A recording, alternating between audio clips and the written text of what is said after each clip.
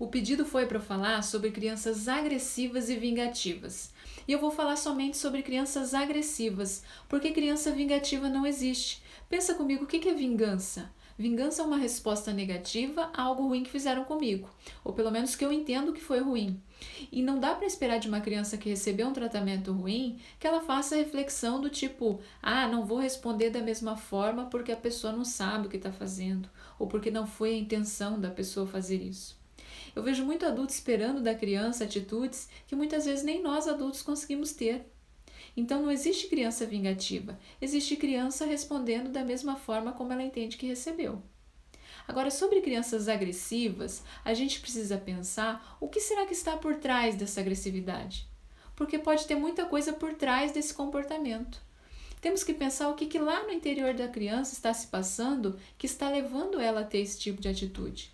Se ela bate, por exemplo, por que será que ela bate? Será que eu não estou ensinando essa criança que quando a coisa não acontece como eu gostaria, do jeito que eu quero, eu posso bater? Faz o que eu estou te falando, senão você vai apanhar. Será que essa criança não é tão controlada, tão bloqueada, a ponto de estar sempre com um nível de estresse elevadíssimo, e aí o cortisol está lá em cima, e aí qualquer coisa que acontece a criança já explode, ela não dá conta de controlar isso, com esse nível de estresse elevado? Será que essa criança não é tão desrespeitada, não tem sua autoestima tão destruída com aquelas mensagens que a gente acaba repetindo e passando para a criança sem querer, de que ela é fraca, de que ela não consegue, de que ela não é capaz, e aí quando ela encontra uma outra criança, ela quer provar para ela mesma que ela é forte, que ela é capaz e resgatar esse autorrespeito? Eu quero aproveitar esse vídeo para fazer um alerta muito sério.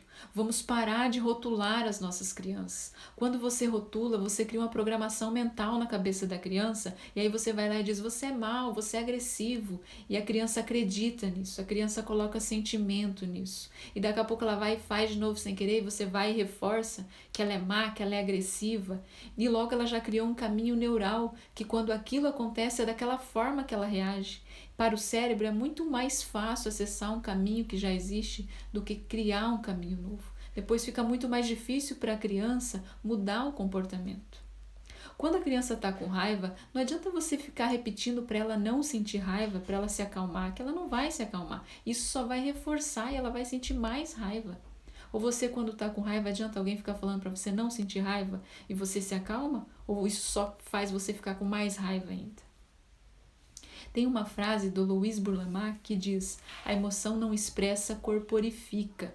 Ou seja, a emoção que não é colocada para fora, o corpo absorve, vira doença, vira dor física.